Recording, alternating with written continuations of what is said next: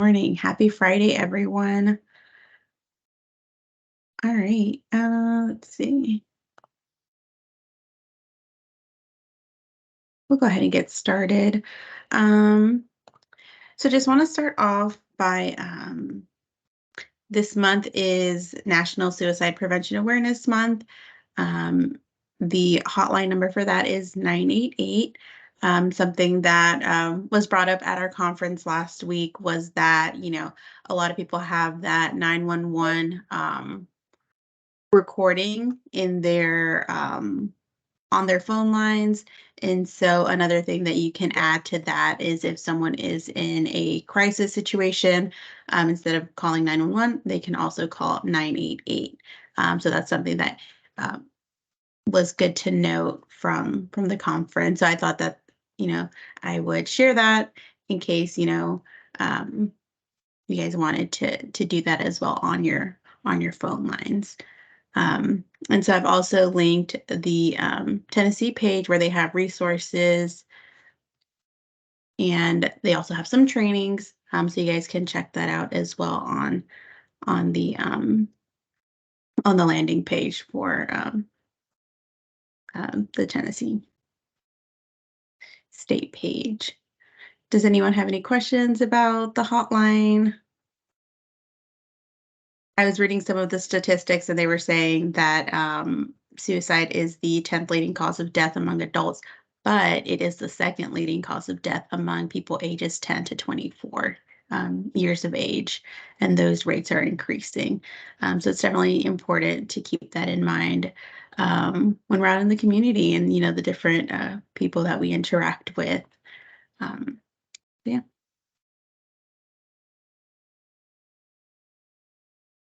In the chat, Julia says camera's not working, microphone's not working. All right, yep. Anything you want to mention, just go ahead and drop it in the chat, Julia.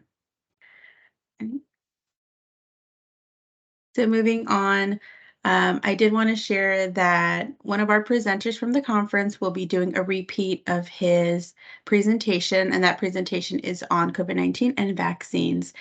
So that webinar is going to be Tuesday at 3 p.m. Central Time. It's also going to be recorded for those that can't attend, but I highly encourage everyone to check it out. If you need the link, I can forward it to you. I might send it out with the slides. Um, since our community outreach grant is geared towards COVID-19, this presentation is really good to just get a better understanding of what COVID is looking like right now. What are the recommendations? If you join the webinar, you'll be able to ask Dr. Knight any questions you might have. And it was a really good presentation at the conference. And so that's why we decided that we going to share it again and host it as a webinar. So I really hope that everyone can join that. I've also linked the presentation slides in the presentation slides in this presentation, so that way you guys can check that out before his presentation. So we do have his slides. And Dr. Knight is from the Impact Care Program. And we, TCCN, are working with Impact. Several of our members have worked with Impact, and they provide community health worker trainings and programs. So that is how we know Dr. Knight. Does anyone have any questions about this presentation that's happening this upcoming week?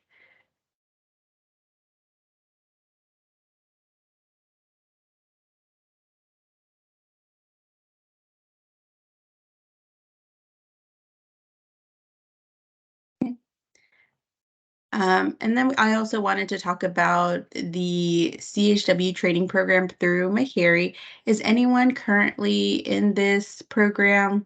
So this is the CHW training program, similar to what is happening through Vanderbilt, but this one is through Meharry.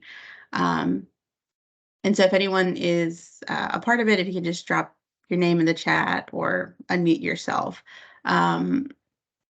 So TCCN is partnering with the training program through Meharry to facilitate CHW field placements. And so it's a new partnership that we are starting up. We are placing CHW trainees that have gone through this CHW training program, and we're hoping to be able to place them with some of our members. And so as we learned more about the program, we thought it would be a good opportunity for our CHWs. If you haven't participated in a CHW training program and are still interested in participating, this is another option to receive some sort of certification.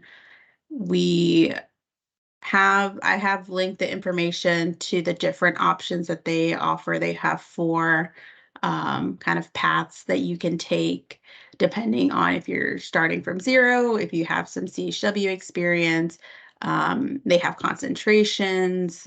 One is the healthy heart concentration, and another one is I'm blanking. Can't remember what the other one is, but they do have concentrations once you've kind of like done the core modules, and it's a less, the field placement for this training program is less than the one through Vanderbilt. So this one has 40-hour field placement.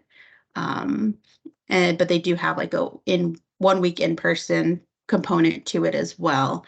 So it is virtual, in person, and then a 40-hour field placement.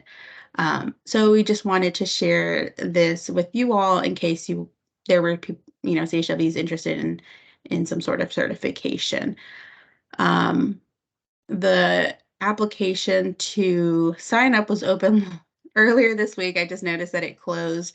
But again, if you're interested, we have the contact information for the person that can help you get signed up or sign up in the next phase. So they open the application periodically.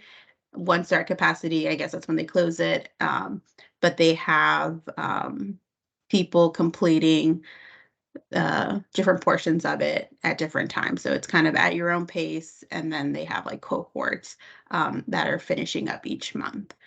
So that is another option that we wanted to share as we learn more about this training program and as we partner with them. Does anyone have any questions about this one? And like I said, we'll be hearing more about it since we're going to be working closely with this training program to schedule and kind of put those field placements with our members that are interested in participating. So you might be seeing some of these CHW trainees at your organizations if your organization decides to participate.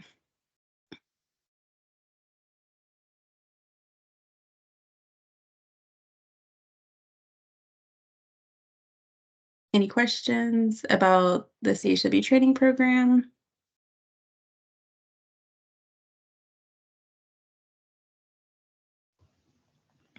Hey, Diamond. This Mhm. is Kimberly Evans. Yes, I do have a question. So I'm getting on here, and I want to just make sure I'm understanding you right.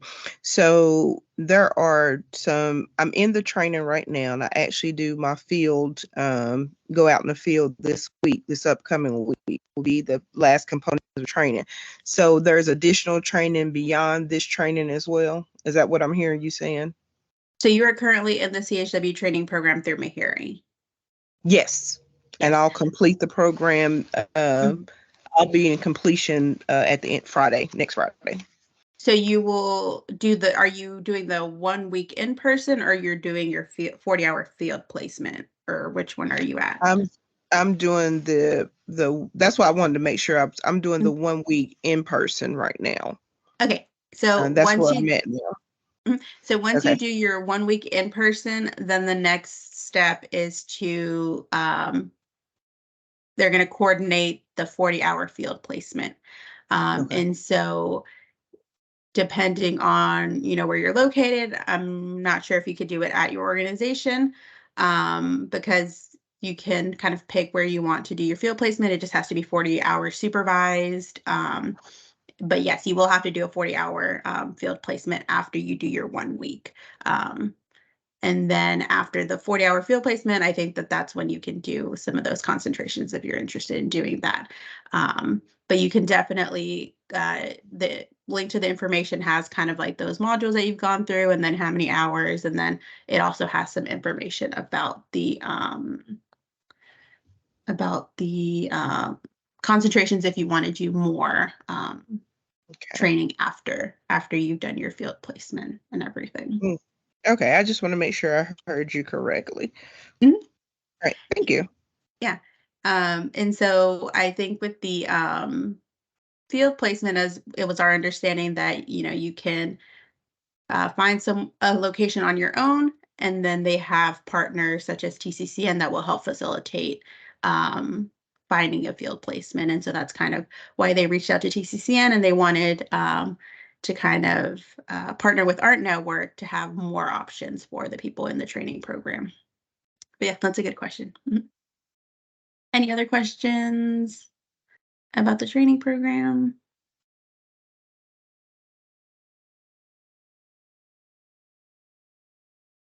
All right.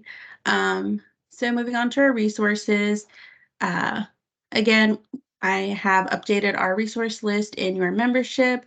So you can click on the link and it'll take you to where I have the resources. I'll show you all that page in a minute.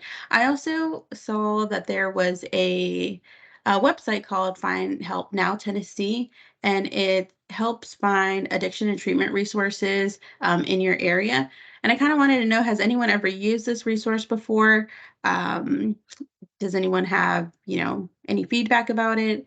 I'm sharing it, but I've never used it. I don't know anyone that's ever used it. So I wasn't sure how helpful it is, but has anyone ever used it? And then we can go to the website as well. Um, so let me share my screen.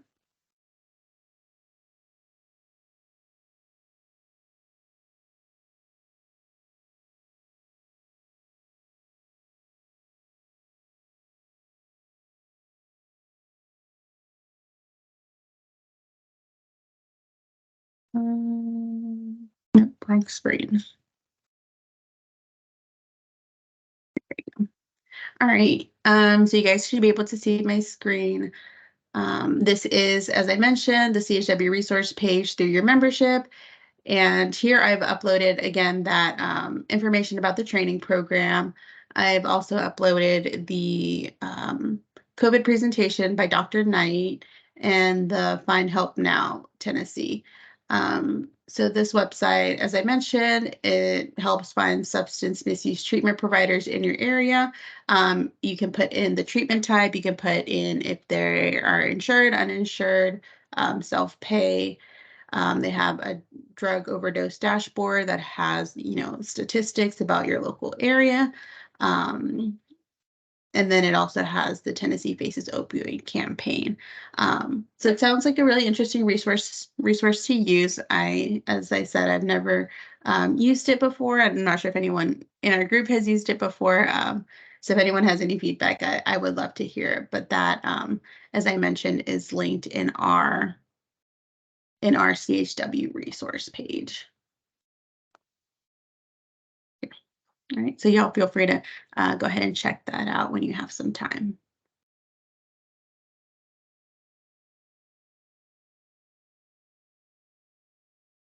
All right, let me go back to the presentation.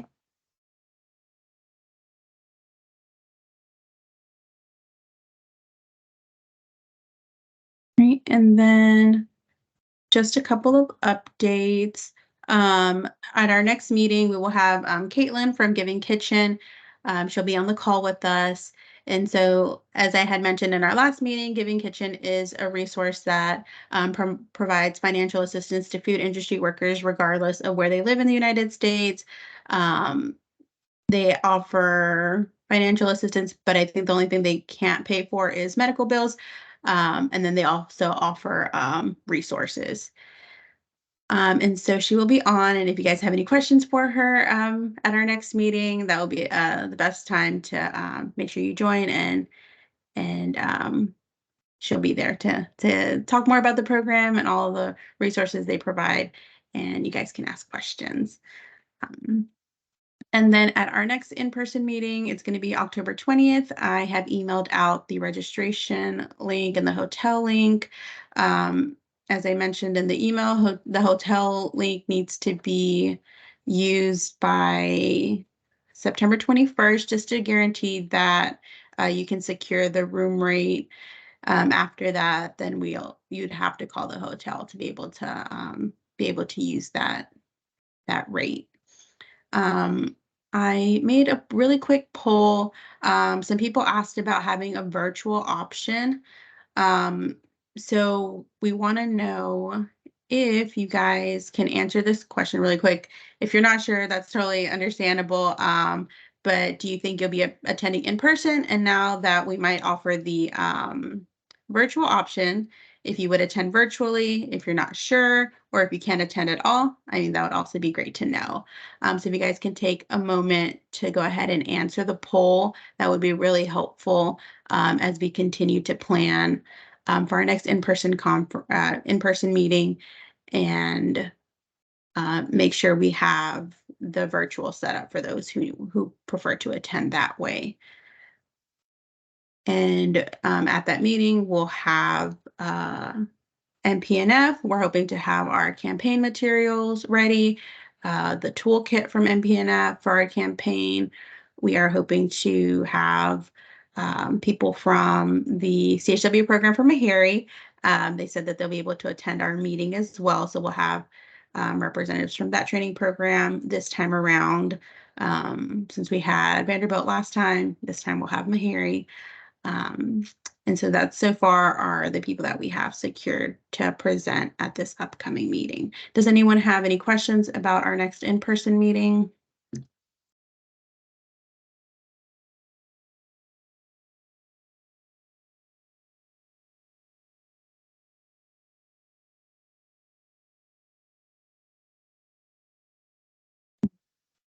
And thank you to those who have gone ahead and answered the poll.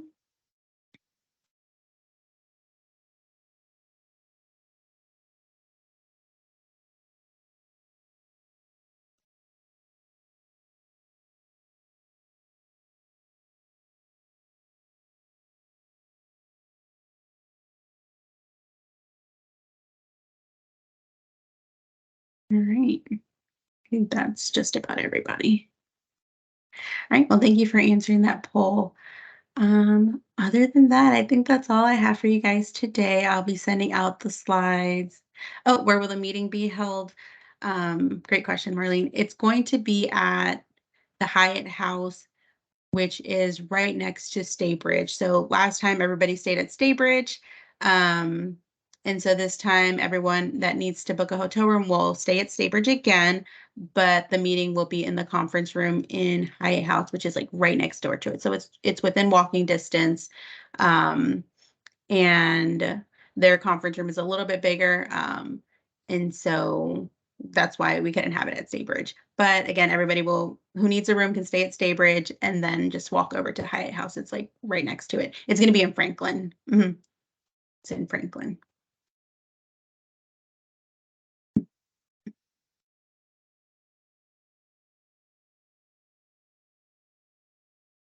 Okay, no problem. All right. All right. Well, that is all the information I have for you guys. As I said, I'll email out the slides and the recording once we have that available. If you guys have any questions for me, feel free to email me, reach out, but that's all I have. All right. Everyone have a happy Friday and have a good weekend. Oh, Omar, do you have a question? No. All right. All right, everyone have a good weekend.